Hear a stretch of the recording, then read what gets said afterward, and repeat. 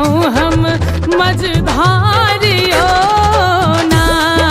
बाबा कौन कलम सो घसलौं हमर कपारियो, फसलौं हम मझधारियो ना।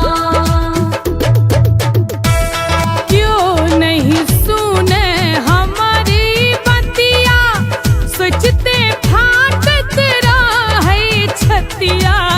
विपत्ति पड़ल अछि माथा पर अपारियो, फसलौं हम मझधारियो ना।